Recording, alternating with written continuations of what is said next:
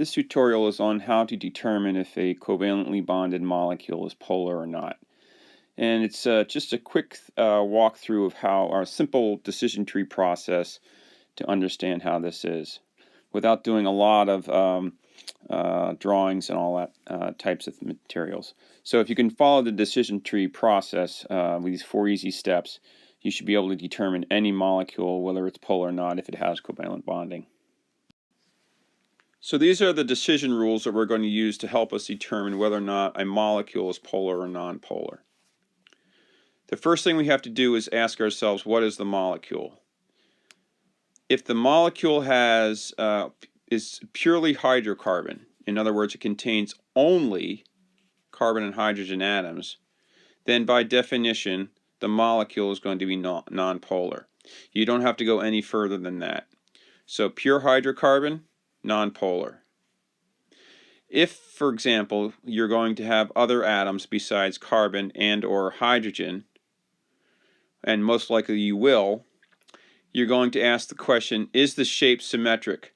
What I mean by shape here is the shape of the molecule, the atoms and their arranged atoms, symmetric or not. Not necessarily the hybridization of the atom around where you're looking for. It's the shape of the molecule. So for example, tetrahedral, octahedral, trigonal, planar, and linear shaped molecules are could be nonpolar, but we have to ask some more questions. Any other shape of a molecule, of the atoms in the molecule, is going to be polar. You're going to have to use Vesper rules with Lewis structure to determine whether or not your molecule has one of the non-symmetric or asymmetric shapes. If your molecule does have symmetry, tetrahedral, octahedral, trigonal, planar, etc., the next question you're going to ask is, do you have any polar bonds? The answer to that question is yes. If you do have polar bonds, you're going to ask yet another question in your decision tree. If you do not have any polar bonds, then the answer is no, and you're going to have a nonpolar molecule. And remember, from polar bonds, we mean that you have a delta electronegativity of between your two bonding atoms. For all the bonds, is going to be 0.4 to 2. Anything less than 0.4 is going to be a nonpolar bond. Anything greater than 0.4 but less than 2.0 is going to be a polar bond. And there are cases where you're going to have a polar covalent bond greater than 2.0. That's not ionic. Remember, the cutoff for ionic is somewhere between 1.7 to 2.2. So there are other criteria to understand if you have an ionic material besides just electronegativity. So you should look into that if you don't know whether or not you have an ionic material versus a very, very polar covalent material. So if you answered yes to that question, the next question you're going to answer is, are all of your bonds in your molecule exactly the same? And I underline the word exactly. I'm not talking about whether or not they're polar versus nonpolar.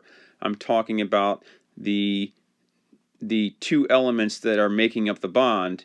Are they exactly the same in all of your bonds, in the exact same order?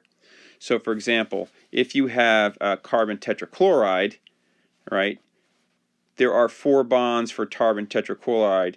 The carbon and the chlorine, that bond is polar, but since you have 4 equivalent bonds of carbon chlorine in your molecule, that molecule is going to be nonpolar.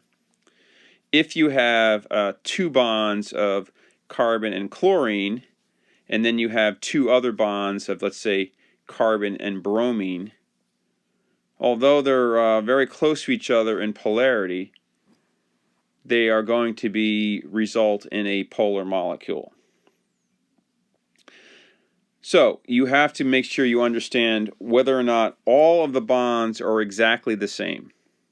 If they are all exactly the same, then you will have a non-polar molecule, even though you have polar bonds in it. If there is any difference in any of the bonds in the molecule, then your molecule is going to be polar to some level. Let's see how these rules work on the next page. I have drawn 9 molecules here and their Lewis dot structures, or their Lewis structures, to try and illustrate all of the rules that we went through on the previous page. And I'm already going to tell you that there are no molecules here that are purely hydrocarbon. So the answer to your first question is, on that decision chart, is do you have just carbon and hydrogen, is always going to be no for each one of these molecules. So the next question we ask in that decision tree is, do you have a symmetric shape to your molecule? And the first answer for the first one here is going to be yes. Right here, this is going to be yes to the first question.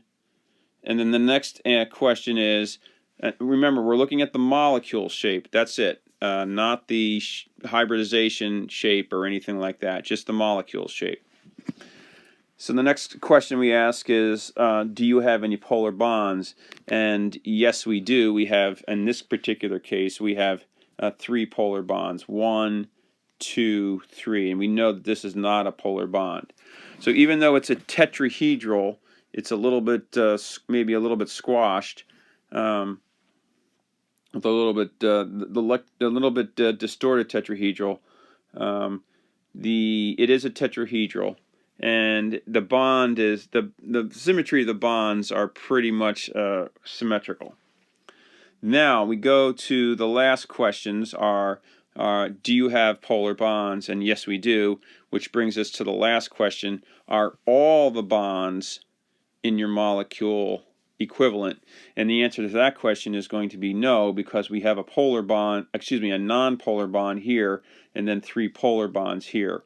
So the answer to that question is no, and therefore we're going to have a polar molecule. So this one is going to be polar.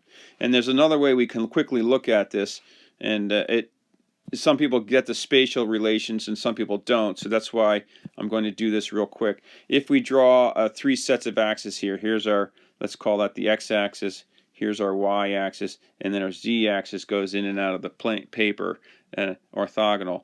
If we draw a axis to each one of these, we can see that if you look at it from this side of the molecule to this side, on this one, along between the xy plane, so here's my xy plane here, we draw it this way, right here's my plane there, my y plane. If we draw it that way, then we can see that there is equivalent on each side, right?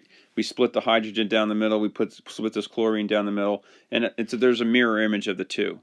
If we look up from the bottom, from this side to this side, top to bottom, we can see that the top of the molecule doesn't look like the bottom of the molecule, because we have an H up here and we have a chlorine down here, and therefore those aren't equivalent. So therefore there is asymmetric in the bonds, therefore we're going to have a dipole in the molecule.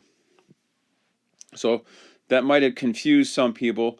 That's why I'm not going to do it for the rest of them, but you can see that you can do it by drawing a bunch of lines for the various axes and rotating it around that to see if you have symmetry, and if it's a mirror image, no matter which way you look. So the next question is, we're going to do a little bit different. We're going to, instead of taking a hydrogen on the trichloromethane, we're going to have carbon tetrachloride, and we replace the hydrogen with a chlorine, and now we're going to get the following structure here. And again, we are going to look at this. Is it symmetric? Is it a symmetric shape? Yes. Yes, it is. Yes. Is it? Does it contain polar bonds? Yes, it does. Are all the polar bonds equivalent? Yes, they are. So this is a non-polar molecule. Even though it contains polar bonds, it's a non-polar molecule. And again, if you did your axis of look at the axis here, no matter which way you cut this molecule, it's going to look the same. H2O, let's just quickly do that one.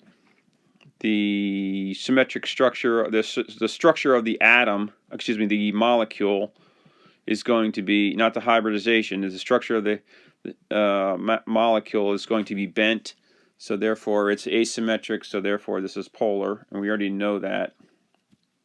And again, you could have done it that way. Remember, we dropped the draw it this way first. I'm not even going to bother drawing it because it's polar by the definition of it, and we already know that it's polar. And I didn't draw the correct Lewis structure because I wanted to use the rules to determine whether or not I had a polar molecule. Nitrogen, by definition, is going to be nonpolar. Nitrogen is always going to be nonpolar. Any diatomic element is going to be nonpolar. And that's the definition. It's the only one of the few materials that is truly a nonpolar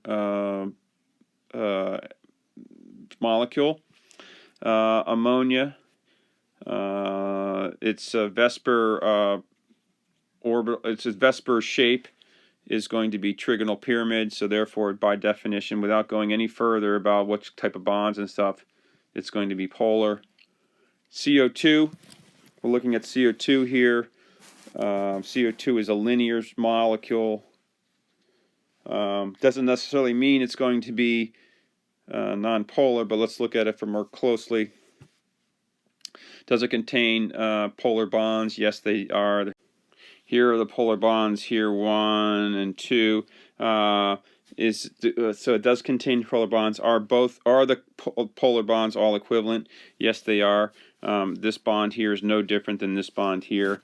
So by definition, it's going to be nonpolar, even though it has polar bonds. And again, you could do the axis trick here by drawing an axis this way, drawing an axis this way, and then drawing an axis this way. And no matter which way you cut this molecule, right, it's going to look the same. Whatever way you cut it, it's going to look the same from any angle.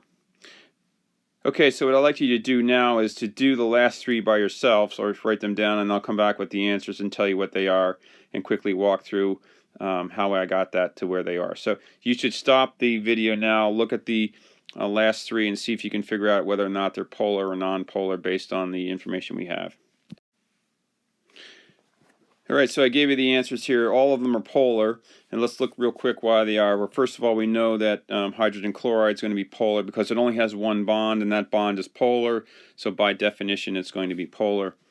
We looked at the HCN molecule here, and we know that for example, if you do the rules, you can see that this is a polar bond, and this is not a polar bond, so you have a polar and a non-polar bond opposite each other in a molecule. Therefore, you're going to have a polar end versus a more polar end than the other end. So therefore, it's going to be polar.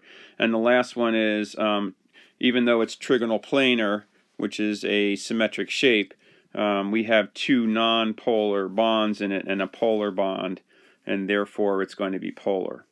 So I hope this lesson was helpful to you to understand the difference in polarity, determining the polarity in a covalent bonded molecule, and that you should have no issues now trying to do these for any type of covalent bonded molecule.